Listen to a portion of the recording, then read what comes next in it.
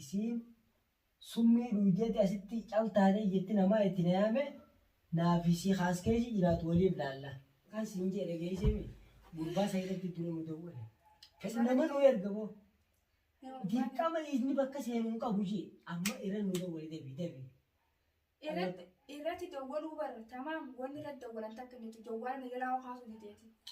Ani eegee suma tanan irraa anillee gadi bahee bakka takka dhaqeetiin dhufuu fedha. Tamaam egaa dhufellee gadi hin baane egaa tiin dhufte raqama tirre sitti illee kanatti irratti dawwali jawwaala jechuudha yookaan si jalaa kaasee innummaanuu kan si dubbatu ta'e jechuudha. Nama dubbatu miti innummaanuu tamaam si jawwaala boona ta'ee tuffitee si jala illee hin qabu. Ani amma irratti dawwaleetiin nagalaa hin qabu jawwaala.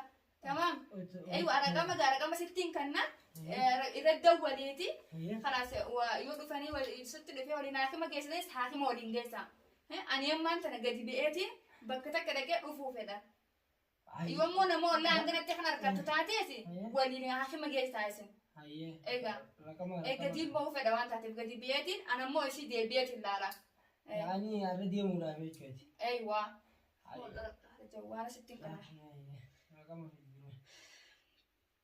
nama akkana baadhagee takka rabbiin kiyyoon agarsiise. Anamma dhagee isaas dhagee bakka takka inni jalaan bahu dirqamaaniin jechuun isaas qabee fidee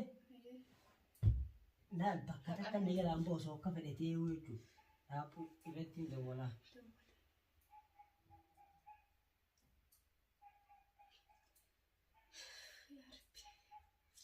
Hayi hin dalagu haa. Hin dalagu hin bu'u.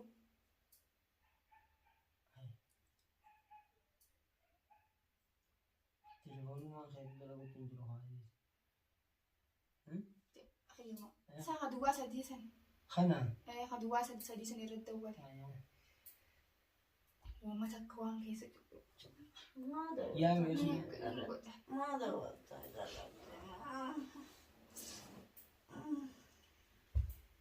هلو هاي بوي اينو مالتو فيديو السلام عليكم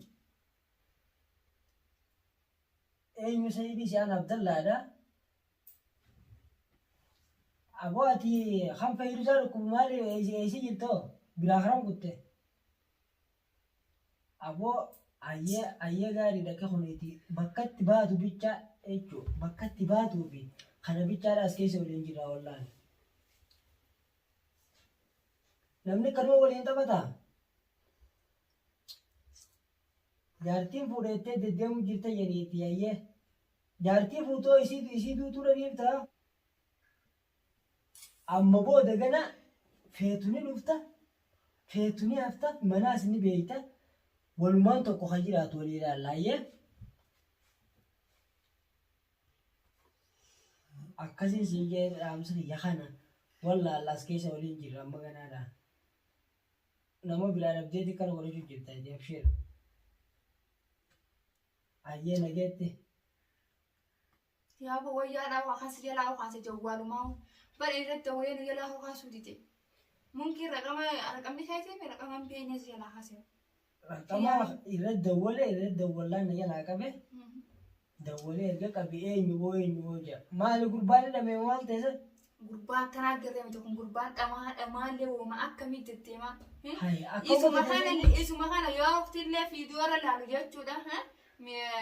Numan miidiyaa isaa hojjetan isa kainuu inni sunillee miikinaata addaa qaba. Tamaam siin fuusisaa tamaam intalaas kun siifin kannaa abbaa siifin tahaa jedheeti jechuudha. Inni sun hundinuu inni waliin jiranii beekadhu isaan lameenuu mana isaa jira. Intaltinis ishee jirti.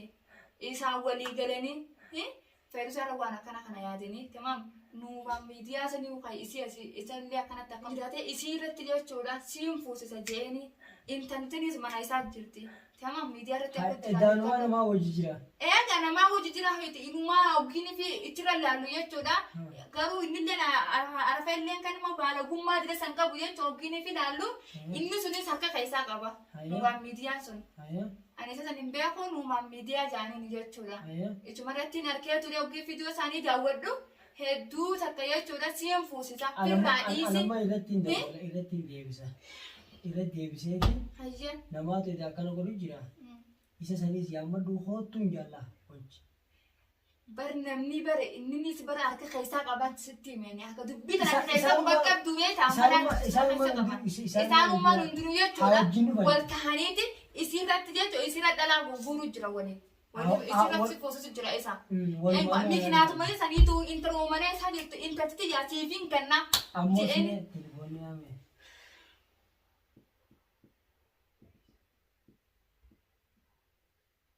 hello hayyeega akka nama hojjirtu si dhageenya jiraati asumaan si dhageeti nama qabee waliin si gaddeemus jira jaani hayyee nama saniis fidadhuutuma hoottu wal agarra ifaaf lisatti ol tetteenyeeti hayboo eenyu na hojii jireettaasa nama si fuusisuudhaa mana si geessisan ani hin beeku asumaan natti manammeeti hayyeega inni arraan tanaa inni gaa lubbuu teessi bituuti isa fudhadhu hoottu egaa dhiiga namaatiin akkamatti duutuudhaa bara amma duutuudhaa ganaa fayyuusaas as keessi jetteettee waan takka hin barbaadin nuti garuu yookaan bakka ati jettu si fuuna feetu asiin gaddeemu feetu ala galikaa akkama maraataatti waan kana keessa jiru nuti ijaan si garreesse ijaan si harkuu barbaadna laala. Hayyee ammaan tana akkana hin jiiniitiif daddu hoottu durbaa hojjetu san kanaan kan mana hojjetanii manatti siin fuusa isiin juusan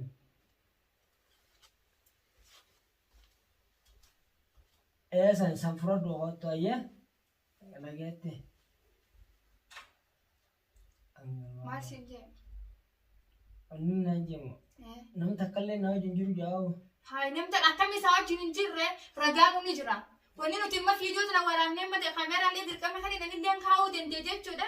Fiidiyoon tun illee booda akka nuufillee shaayida taatu jechuufiin kaameraan kaa'uudhaan arraan tana jechuudha. Inni kun gurbaa kana baalagummaa isaa fi nuufa miidiyaa baanan sani jechuudha. Irraa galagala isaa san qabanii wallahi laazim eegalumaa ati jechuudha. Ijati jaanii argee jira. Ijati jaanii fiidiyoo irratti argee. wajjin tattaaniiti intalaa siifin kana jeeni tamaa sigalee isaan fiyeeluuta hunda walitti araarsu mana kana dhufeen inni jechu inumaa isuma sata dubbii dallaaqeeru hoggaan keessatti itti ilaaleen akka yaada mataa kiyyaatti hedduu tole itti nutis anaa tobbaa siitaa isiidhaan isaan jechu arafeedhaan anaa tobbaa siitaa intalaa siifin kanna hoottu jeen isiin hoganii jettu isa gurbaa kana gurbaa maraatee fajjeesu biddi amma barisiin amma aarte gaayiti amma aaraan kan hunda daleetee beekamtiin hin daleenne amma isiin aarte akkana rakkamittiin kophaa jiraadhaa jettee amma kan hunda daleen anaa taatu hin garre jechuudha ana ammoo ifumaa sodaadde wallaahi uummata akka waan hin je'umaa waliifuu wallaale jechuudha akkuma silaa taa'an sanuu jechuudha ani ammaan tanaa jeemee egaa atillee itti dhufte jechuudha ammaan tana insha Allah nama du'anuu numa sabranii kam sabruu dadhabdee hojjetti Ani te loleetiin akkami dhiira jettee dhiira yaman keessaa wasaka kanaaf jettee jechuudha dhiira imataa ibitu jiraachisuu hin dandeenye dhiira dhalaan daleettee mana jiraachisu tana akka beera dhaleetti jechuudha maalumaa jecha isummaan sun miidhu jeeta maayituu yaadinatti ta'e jechuudhaan. Egaa ofirraa dhorku isiin dhalaadhaan kuturaas.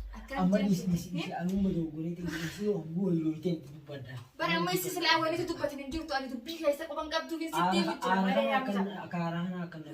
Bari aarri bara akkasuma mataan horiiree jechuudha anilleen eedee ijji deetuun akka wallaan qabne akka bulleessuma.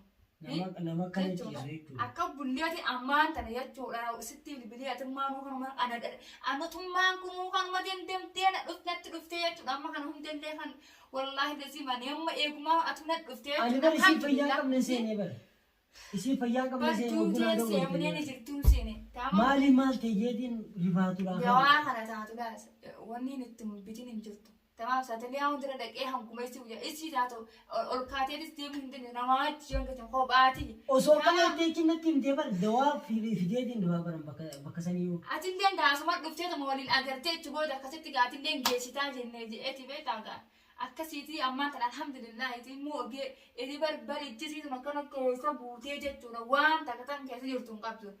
Arra inuu kun immoo ganama kana wayyaadhaa ummaa akka wayyaa jirti jechuudha garuu marrimaan isin lubbuchi ittiin jiran marrimaan summii marrimaan garaa nama jirti mi'a jee akkam godhana yemmuu isin faayidumata akka hin taatu dhiidhaati waqtii waa sila wajii yemmuu isin dhuma dhukkubsatti mi akka biyya namaa kana keessatti jechuudha hoggaallee waa nyaattee waa uumaallee nyaattee hoggaa waa dhugdee jechuudha haqi isaan ijaarsaati tamaam laakiin wanni waan taa'e takka irra hoggiyoonni takka sirraa jechaati jechuudha akka wayyaati alhamdulillah garuu waa takka illee nyaatu jidde jechuudha kana isaanii kana kana jechuudha amma kana robaasee akkasumatti illee haqi isaa waltee eedaas akkasii haqi isaa bultee jechuudha akkasitti kun uumaan tana gahan gooyyaa akkas jechuudha waan takka tana isinarraa bakka sana lafaan kaan hin meesin. Amo isi waa taate lagi anis waateetuma jala hoto yookaan ta'an ammoo yaa warabbi tawaatee sana yaa warabbi nurraa yookaan ta'an ammoo wayyoonnaa naafini walii baane sirrii miti akki kunniiti rabbiin kaarinni danda'a yaa warabbii si haa fayyisu jenneetuma yaa du'aa rabbiin gaarabummaa naa fayyisuuti asumaanillee warri kun akkanatti illee daawwataa jirtan jechuudha komentii irratti illee du'aa godhaa fi bakkuma jirtanillee du'aa godhaa fi feerusaa waan takka waan keessa jirtu qabdu jechuudha. Maaliif anillee na dirqamsiisee kaameeraa kana isiniif kaa'ee humoo mucaan kun kan eessuma isiiti jechuudha. Humoo inillee as keessa jira anillee itti dawwalee akka tasaa itti jawwaale si keessaa raqama maqaan fuudhee irratti dawwalee akkasii kuma dhufee amma kana dhufee jira jechuudha. Eegammoo waan takka waama keessa bulte takkallee hin qabdu jechuudha. Hammoo hanqii wayyaanaa bas numa haqqisti bas waan dhuydeef kana numa haqqisti waa takkallee hin nyaattu jechuudha. Waan keessa jirtu takkallee hin qabdu jechuudha. Achuma bakkuma jirtanitti ilmaan Oromoo bakkuma jirtanitti du'aa nu godhaadhaan isiniin jaabu akkuma isin tun fayyitu rabbiin haalinni haa fayyitu namni rabbii tokkicha qabu silaa waan dhabe hin qabudha jechuudha. Sababa gurbaa kanaati sababa jaarsisiiti kan akkana taatee mijoon tun jechuudha amma warrimaan isii kana ciramee jiru jechuudha. Amma akkana siin jeeti ilmaan Oromoo qachaasi furanii jiruuti. Yaa boo silaa dhufanii ture silaa akima geessuun taate baamma fayyisuun taate silaa silas baaniitu fayyisanii nagayaa isuma tanaa ilmaan Oromoo fagoo jiraniiti asii wanti fayyisanii du'aa yaa kudhanii fi itti himee jaaboo. Dhabe ammaan tana nasiima amma fana keenya kan jiru dheemmata fi anamma namni amma inni yookaan dhufa yookaan amma gaati ammaan tana anillee gabbeetiin ol deebi'a tamaam haajaadhaan qaba jechuudha akkuma keessa haajaa waan fardii takkaaf jechuudha ammoo xiqqoo turiyaatiin dhufa eegaatillee itti dhufte amma isii tana jechuudha waan illee haajaa fardii saniif deemu gabbeetiin dhufa nin deebi'a xiqqoo booda isii tana yoomuu namni ijoollee saabban keessee kana si dhiyaatan taate irratti dawwaliyaati jechuudha. Malee hin dhiyaatinmaan tana deemte jechuudha. Ani ammaan gabbeetiin ol deebi'a. Eeywaa. Ammoo yoo kan na eegan taate. Ollaa kana guutuu yaamtee dadhabde. Mi'a asirratti dawwalii ban namummaan ati gaayoo gaasii ribatan beekumati ani irratti dawwalee nama miiqatan jechuudha yaame hattaa namaan gandoo ollaa kan hundi miidhaan itti dhaqee yaaboo feerusaa ture akka jirti. Kottanaa wajjin haa hima geessaa kaniin ani jeen jaarsi isii baalageedha booda jaartii tiyya maaltu isiniin gahe nuun ja'a boodillee mana nun dhiisu yaa'ee nutti godha nuti jaartii arafeedha akkamitti haakama geessinaa jechuudha akkana jenneeti na jalaalitan gandoo ollaa meeqa dhabe namni hedduu walli kana hunda galu jechuudha nu gubbaas warri galu warri jalaas galan jechuudha asinis akka mirgaattis. Namni ollaan qabne kam jiraata gandoo ollaan hin qabne hin deemtu. Isaa irraa mure gaa isaa baalageedha isaatu irraa mure kana hunda tamaam jaartii yoo namni jaartii isaatu booda mashaqqaan haa booda isinii wajji maalee godha nuun jaa nuti mushaakila isaaniitu hin dandeenyu amata meeqa guutuu kuma mushaakila jirti hin taatine. Inseenu yoo mushaakila isaanii seennee nullee boodoonni kun waan nu jala hafaatii miti naan jen maaliif dhibdummaan isin ollaa taatanii qeetanatti akkamiin nutti hin dirmannee isiin tun nama sammii dhugee ciisu namatu ilaalamu malee nama jirutti hin laalamu kaniin hundaatti dhaqee jettu manatti itti jee arra akkasitti nama tattaafee jechuudha. Garuu haqqisaa ta'uu haqqistu akkasii bultee jechuudha garama kanillee ammoo akkasittiin akkasii ijjiitiin akka wal quban akka mi'aan yooma duuti yooma hafuurummaan akka keessa jiru kun keessaa bahu ta'a jeetiin akkana bule tijaafuu namni nan dhiisu ana qoftiitu jira boodellee jechuudha siitutti kana jechuun jaarsummaan isii kun hin oolamu jechuutiin yaanni akka raakumna seenee jechuudha waan taataniin keessa jiru qabu. Kalaas anamma dhageeffadhu ollaa kana nam tokkollee hin qabu itti ijoollee saahibban guyyaa takka daddawwaleetiin ta'in asii duraan raqama qabtu akka yaammadhee gaana waliiraati wajjin geessa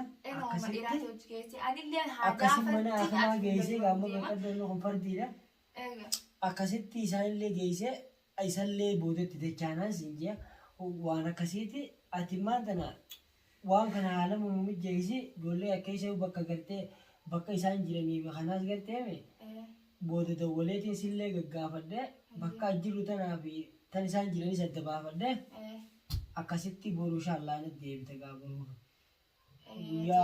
بس بورما الديبيا ولا انتو برا بس الديبيا ما عرف جنا والله سلام حاجة فيرزا براجع بدون تنور تنجرتو وبس أنا بكنا من دي إتك عندك ولا فتيا مقرو إيه سني في ولا سني في متي يعني نمخياتو ويتودا فبي رامة تعملوا في دي سني في دي وما دي عن حاجة ما تك إذا سمي دي كنا مريمان شيء رمي دي تودا أكنا جلسنا براميلي ندي أتيارا كم برو تنامني nama takkaas bira qabamee mana hamaan geessin eessamu namni ol kaatee deemuu hin dandeessu.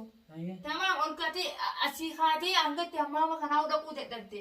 Mee akkamittiin duuba namni naatifnisee gamaa nama lama illee taatu qabnee yoo geessine malee akkamittiin geessuu danda'a. Hoggii mana hamaa dhaqanis waraqaa nama feesisa nama isii qabu feesisa.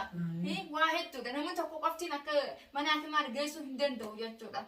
Tamam biyya keessaatti biyya arabaa kana keessatti waraqaa muranii waraqaa sana deddeebisaa rakkoonsi ollaa kan qabdee jechuudha nama seeji qabeechi ga'e jechuudha. Namni tokko sababa isaatiin ollaallee hin jibbeessillee isii miskiina tana nama nagayaa sababa isaatiin jaartii arabee laatiboota keessallee nafnu akkana jennii jechuudha mashaqqaanu haaya waan taateef laakiin ammoo uummanni qe'ee tanaa warri ollaa kanaa jaartuma arafeetti dhiyaannu nuti arafeen booduma yaa'ee nurra haaya ja'aniiti didan.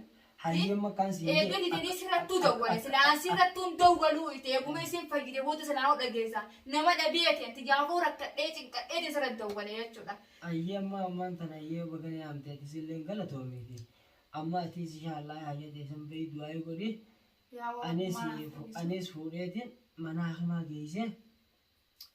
Akkasitti rabbi haa fayyisuu du'aa eegattee miidhagummaan atillee nu bira dhaabbataa siin jedha. Akkas godhiitii nama landhosii fi bilbilaan illee si bilbileetiin si gaafadha. Kan ammoo anillee asuma keessatti kan yeroo na deebistu daftee na deebistu taate odoo isin na dura mishtaifaan dhaqin jechuudha nin deebi'e waliin geessina. Yoommoo kan daftee illee anillee dafee kan hin dhufne akkatti deeman beekan malee beekta akkatti deebi'an hin beekan waan taate egaa akkatti galan hin beekan beekta.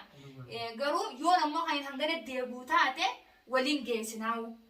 Yoon ammoo kan hanganatti hin deebine taate akkasuma ganama laallatteetuma waliin geessina. Akkasitti ammaan tana yoo gartee ijoolleen sunillee na dhufuu baatte nama ijoollummaa ta'e isaan faara dawwaltee anis irra dawwalee ijoollummaan ta'e isinillee akkasii jiraatte. Ammaan tana akkasitti anis biraan jira wanni biraa takka illee hin jirtu fuudhee akkama geessaa. Akkasitti du'aa gootaan siin jee yookaan duruu tilfoon illee namni jiraatteen akkasitti illee nama naa gootu yookaan nama harkadhee geessees akkasitti maan tana beekadhu wanni qophaa amma tana bichaadha namni isa deebi'a. Amma isa ta'uu taate ejja ishee awwala isheen dura fayyuudha. Amma silaa dawaa hanga asitti gabbaanii nama fidan faatee fidee.